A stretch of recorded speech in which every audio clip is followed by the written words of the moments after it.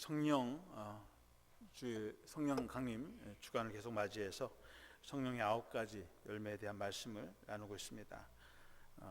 지난주에도 네 번째 열매인 오래 참음이라는 주제로 말씀을 나눴습니다.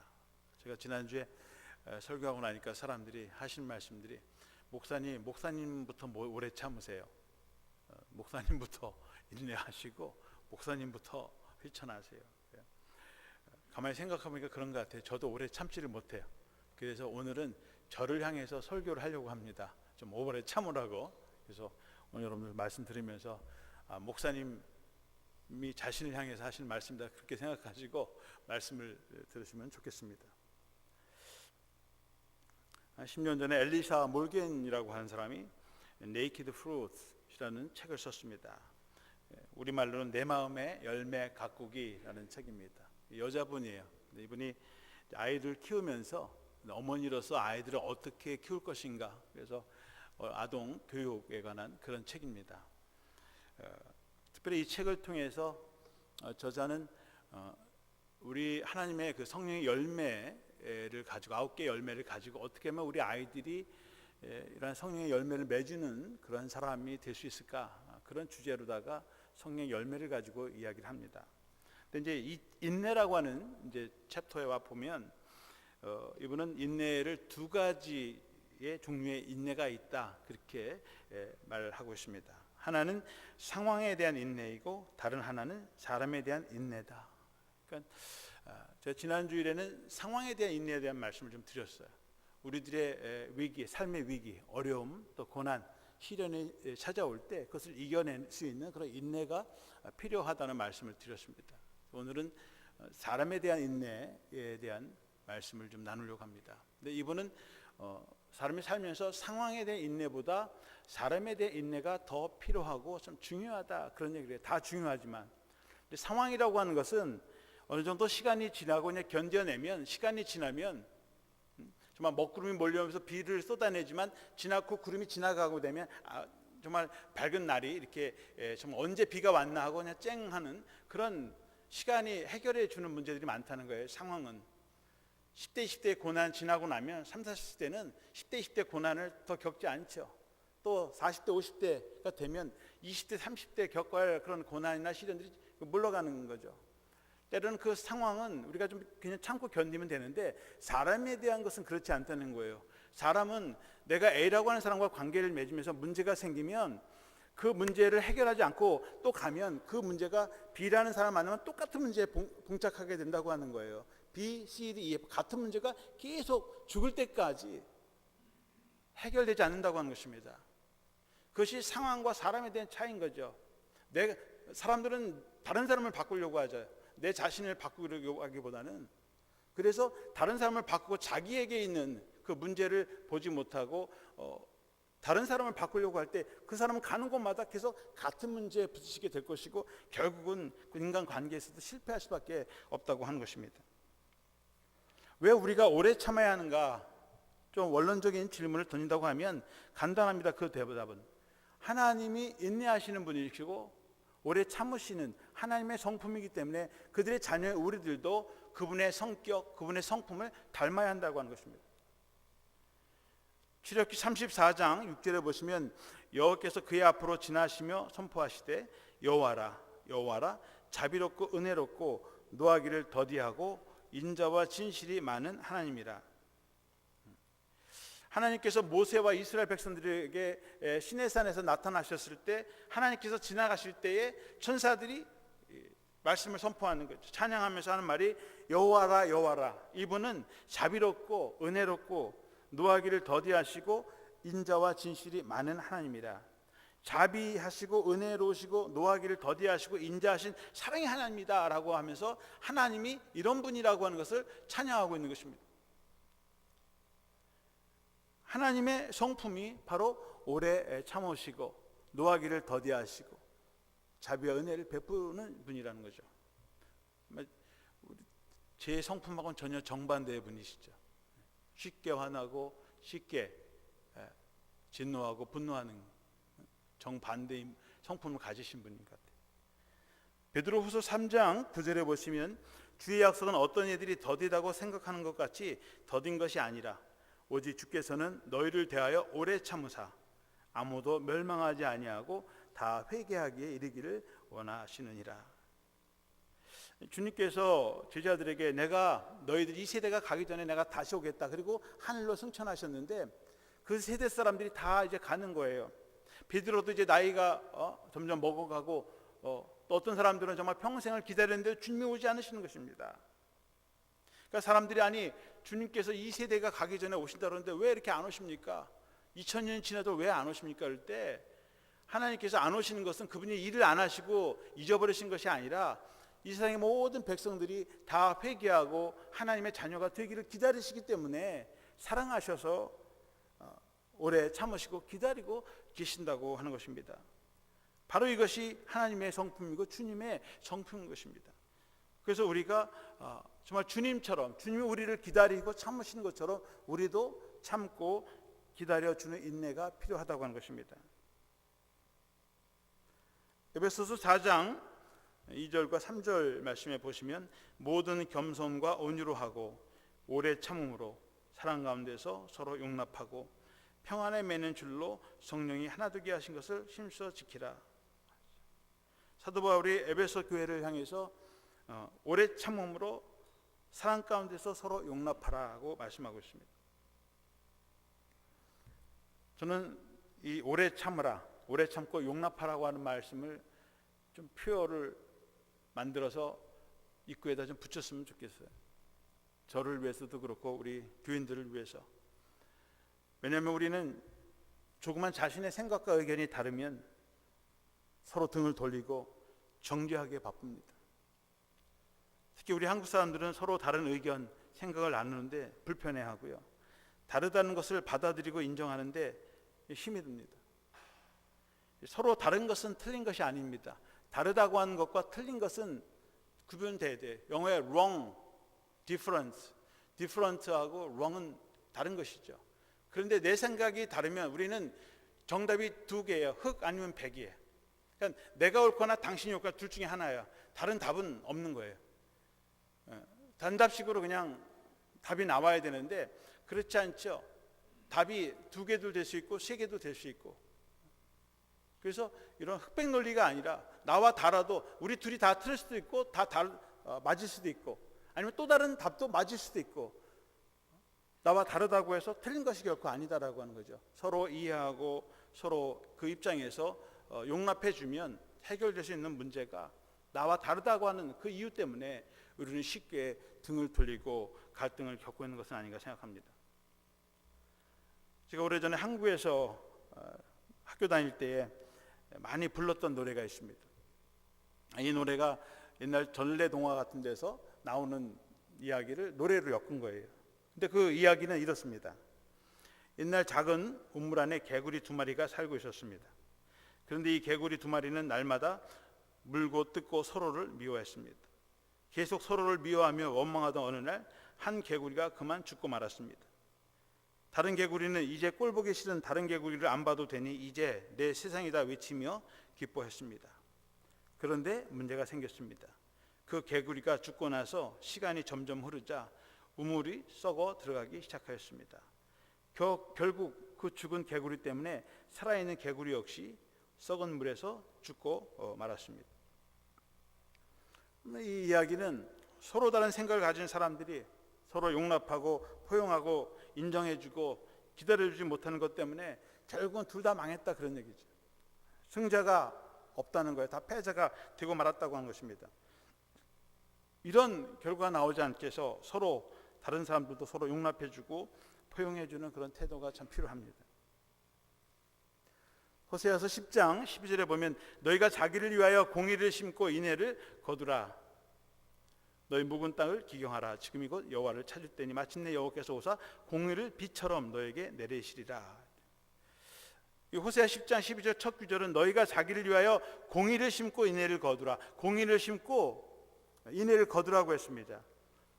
표준 세번역에 보니까 이 구절을 정의를 뿌리고 사랑의 열매를 거두라고 이렇게 번역을 했습니다. 제가 가지고 있는 NIV 영어 성경은 Reap the fruit of unfailing love라고 그렇게 되어 있습니다.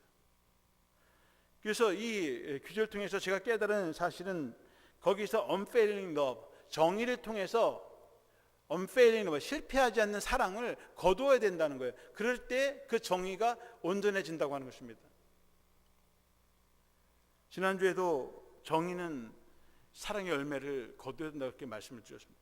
누가 옳고 그르냐를 따질 때 그 결과는 나는 옳고 너는 틀렸으니까 내가 너를 죽이겠다가 아니라 다시 바꾸어서 그리고 고치고 그래 다시 더 바른 정의를 함께 세우는 게 진정한 정의라고 하는 것입니다.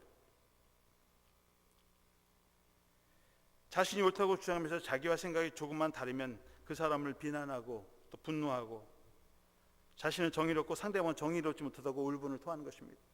그게 오늘 우리들의 현실입니다. 진정한 정의는 내 안에서 실패하지 않는 그런 사랑의 열매를 거두는 것입니다. 또 그렇게 될 때까지 노력해야 하는 것입니다. 어떤 의미에서 성경이 말하는 정의는 기다려주는 것입니다. 비록 상대방이 정의롭지 못하다 하더라도, 비록 미성숙하더라도 오래 참고 기다려주는 과정에서 하나님의 실패하지 않는 그 사랑을 우리가 얻게 되는 것입니다. 오늘 본문의 말씀에서 데살로니가전서 5장 14절의 말씀은 모든 사람에게 오래 참으라. 내가 좋아하는 사람에게만이 아니라 모든 사람에게 오래 참으라. 그 모든 사람에게는 내가 좋아하는 사람만이 아니라 나하고 잘 맞지 않는 사람, 내가 미워하는 사람, 내가 싫어하는 사람까지도 포함하는 말이겠죠.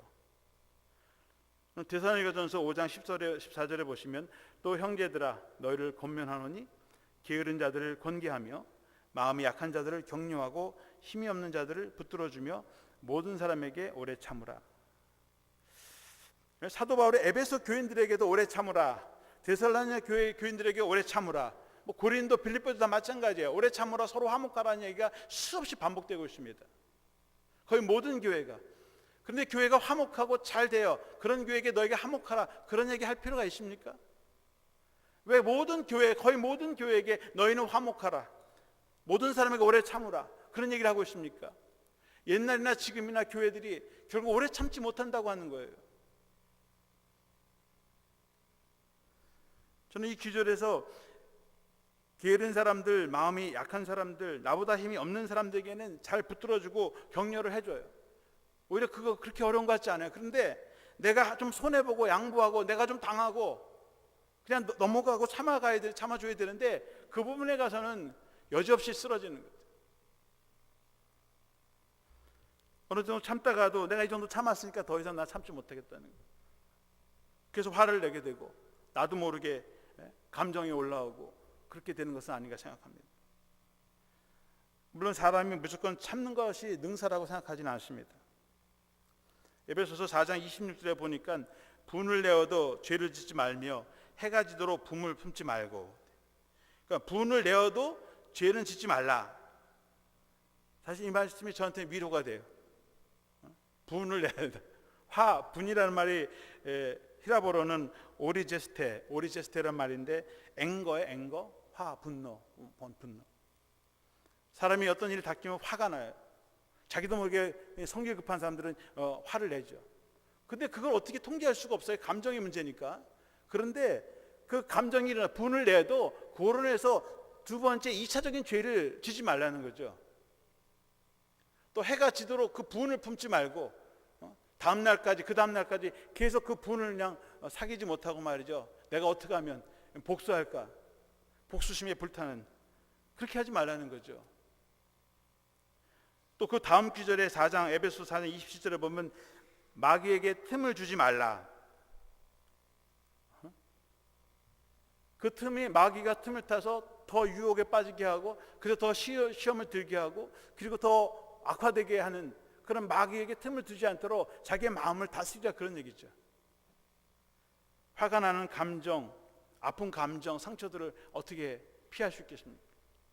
그러나 그것으로 인해서 2차, 3차 진전되지 않도록 마음을 단속하고 자기 마음을 추스리고 용서를 빌려고 하면 가서 용서를 구하고 손을 잡아주고 그렇게 나가야 되는 것이 아닌가 생각합니다.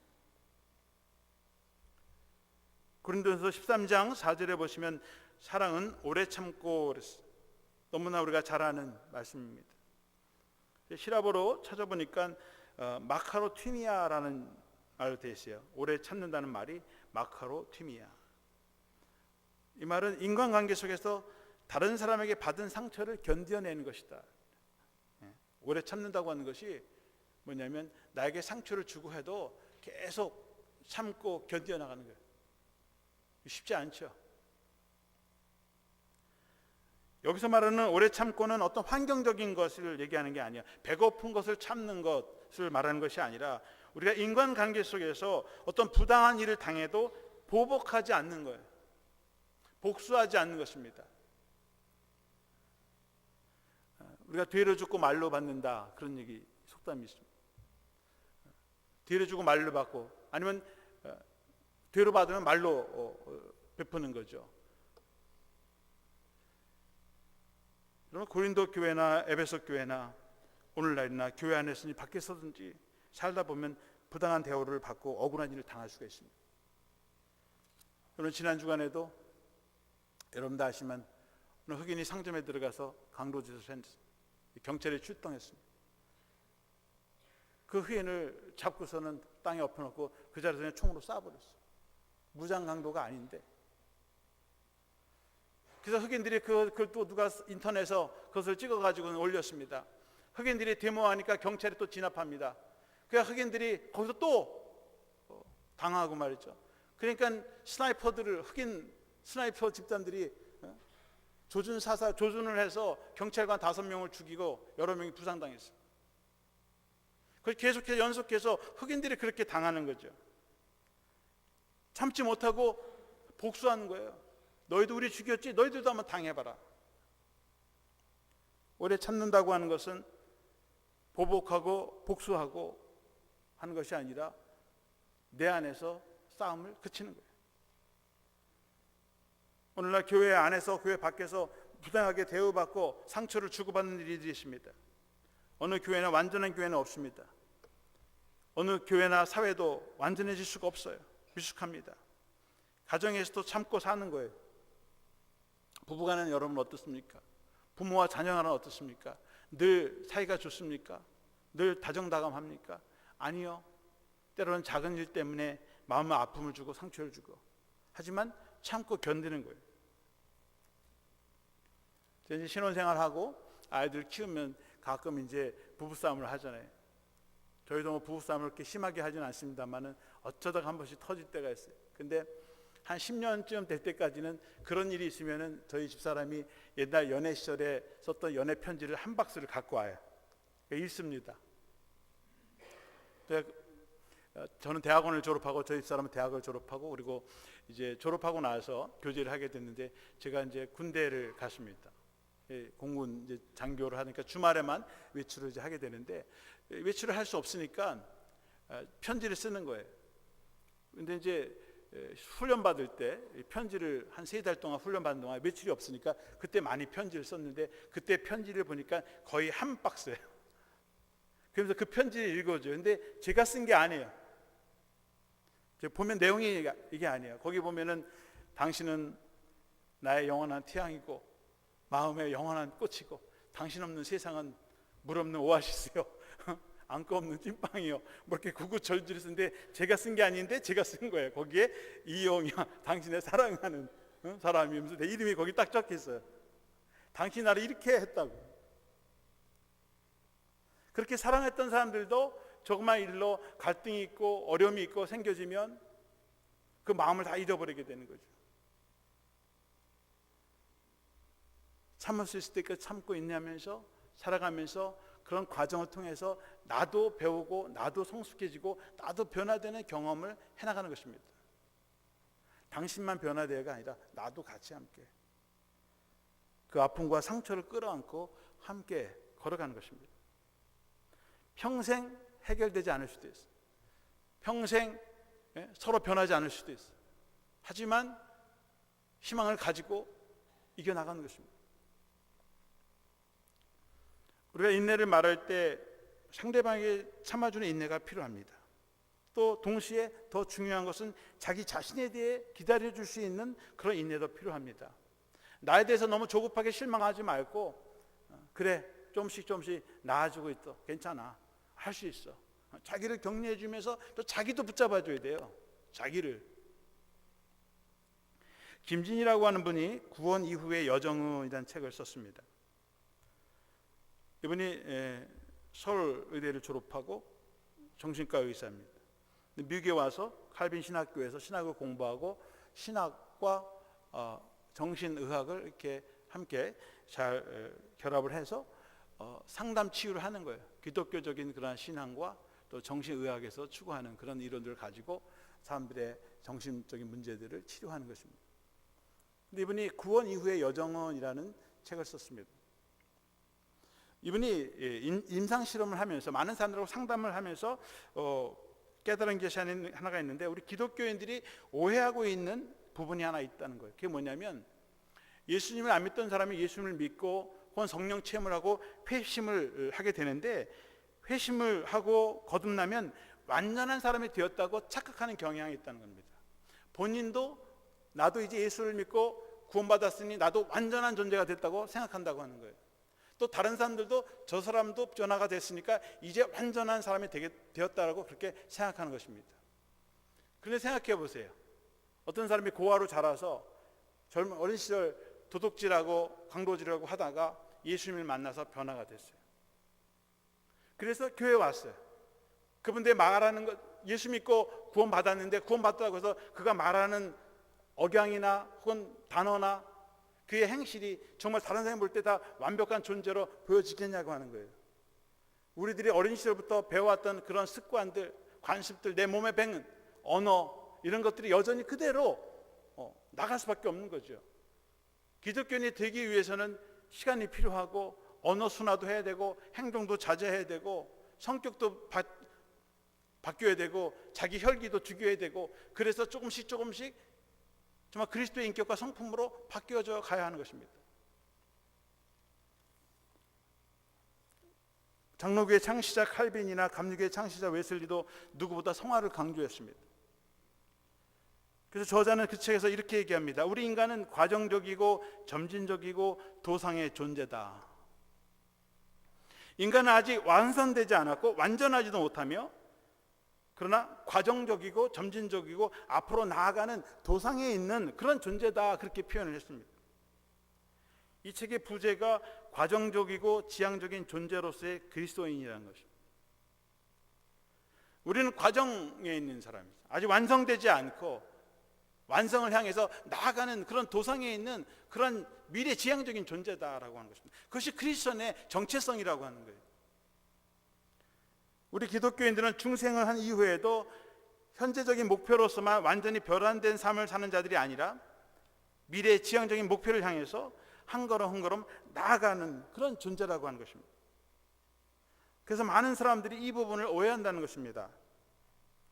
목회자를 바라볼 때도 목사가 왜 저 정도밖에 안 되나, 인격이 왜 이렇게 저 정도밖에 안 되나, 목사가 왜 화를 저렇게 잘 내나, 왜 목사가 참지 못하나, 그리고 판단하는 거예요. 목사도 성도들 보면서 저 사람 신앙생활 30년 40년인데 왜 저 정도밖에 안 되나 말이죠. 우리가 생각하는 그 기대치만큼 한참 부족한 존재라고 하는 것입니다. 저희가 20대 저를 보면요, 저는 정의라고 하면 물불 안 가렸어요. 제가 신학교 들어가자마자 박정희 대통령 서거하고 광주 사태 일어나고 대학원 6년 동안 한 게 데모밖에 없는, 그래서 그런지 이 정의나 이런 불의를 보면 참지를 못해. 미국에 가서 운전을 하는데, 한국에서 운전할 기회가 없었습니다. 미국에 가서 운전하는데 하이웨이를 가면요, 어떤 차가 싹 끼어들어와요. 특히 젊은 애들이 열이 팍 받아. 나도 가서 그래도 탁 끼어들어요. 한 몇 년을 그렇게 한 것 같아요.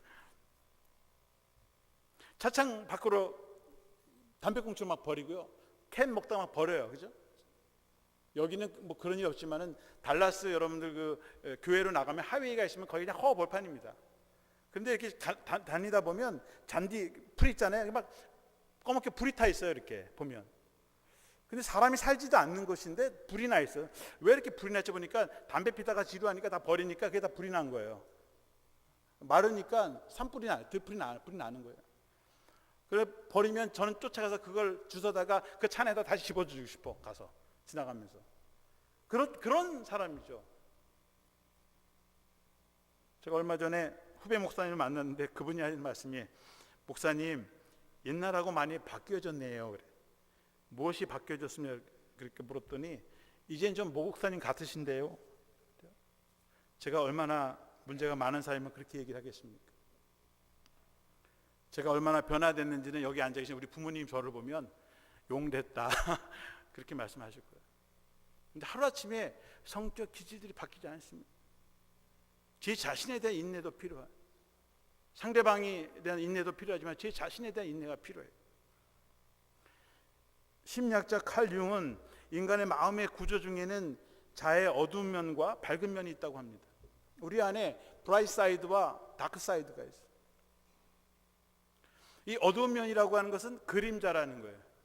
그러면 비치지 않습니까? 등이 있으면 이 등 옆에는 그림자들이 생기는 거예요.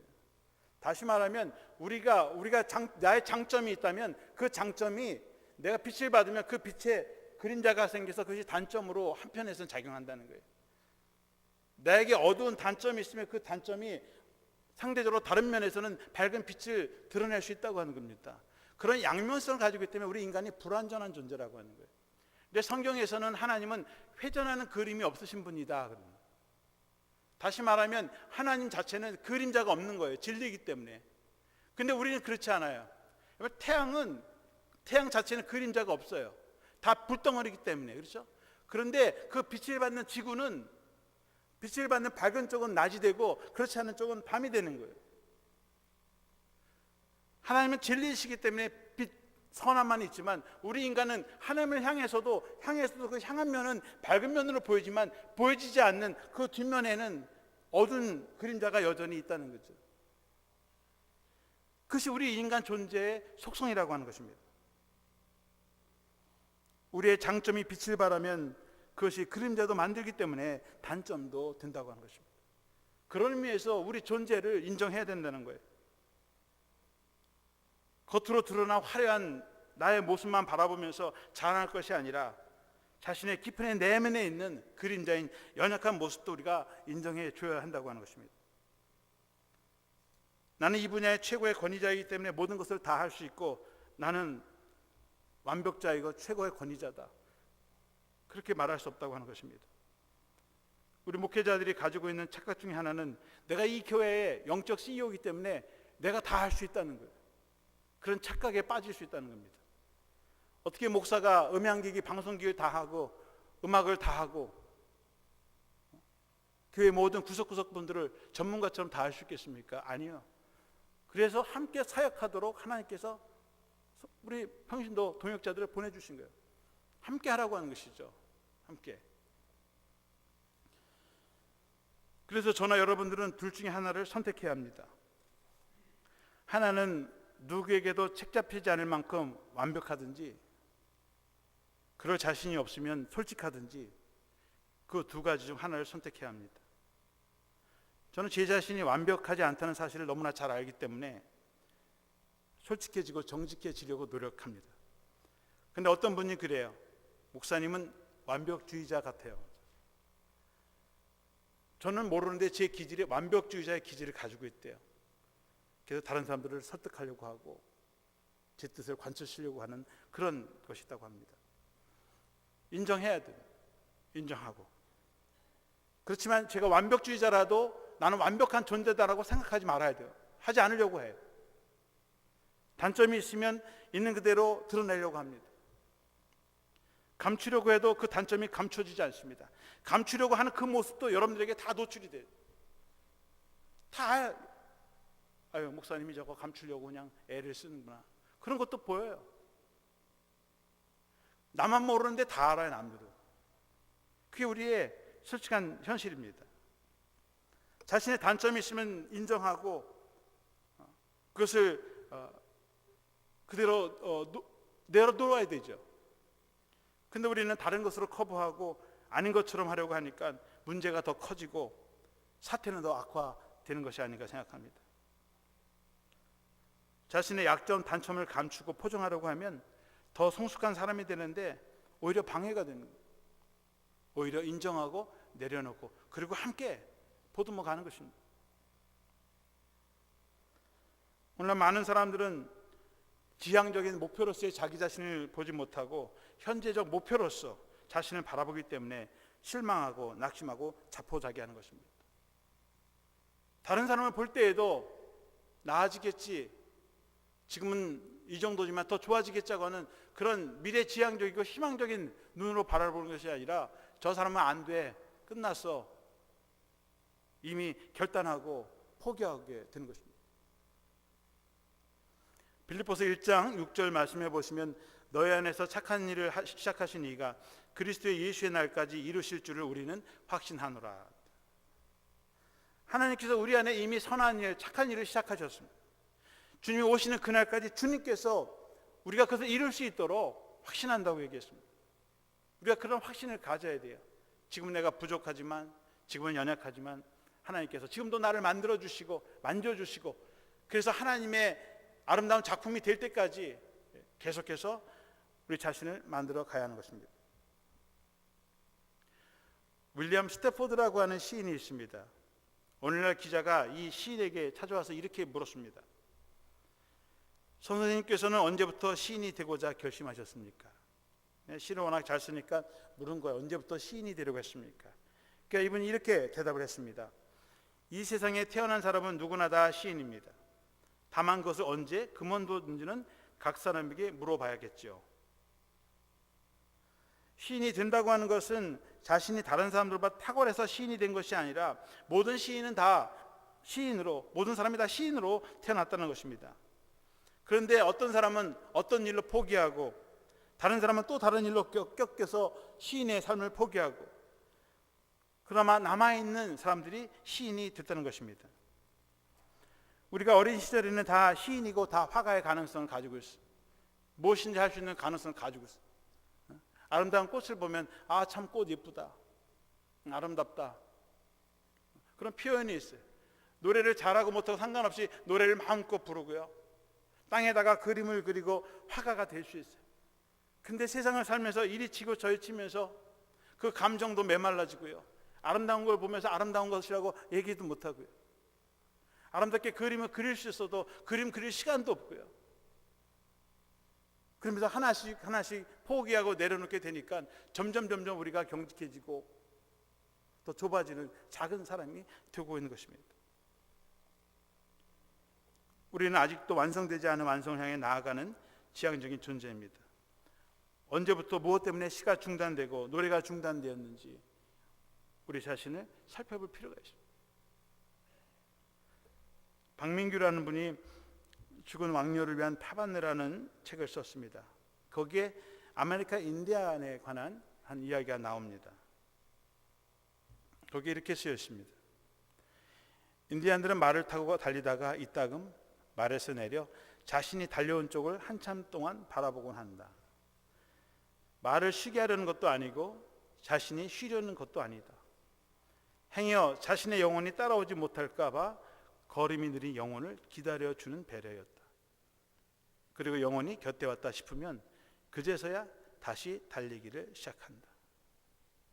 인디안들이 말을 타고 광활한 벌판을 막 달리잖아요. 앞을 보고 달려갑니다. 달려가다가 뒤를 자꾸 보는 거예요. 자꾸 봐요. 또 달려가다가는 내려. 쉬려고 내리는 것이 아니라 자기 영혼이 자기 지금 잘 따라오고 있는가를 보는 거예요. 오늘 치열한 경쟁 속에서 성공에 목말라 하면서 조급하게 앞만 보고 달려가니까 내 마음도 잃어버리고 영혼도 내려놓고 몸만 그냥 달려가는 거죠. 마음도 잊어버렸어요. 영혼도 잊어버렸어요. 쉼도 안식도 잃어버렸어요. 친구도 다 잊어버렸어요. 그러다 보니까 내 능력이 나의 조급함을 따라가지 못하는 거예요. 그러니까 또 화가 납니다. 나는 왜 이것밖에 안 되는가? 앞으로 앞만 보고 달려가는 것도 중요하지만 내 마음이 함께 따라오고 있는가? 내 영혼이 함께 건강하게 나와 함께 가고 있는가? 마음을 잃어버리지 마시고 영혼을 잃어버리지 마시기를 축원합니다.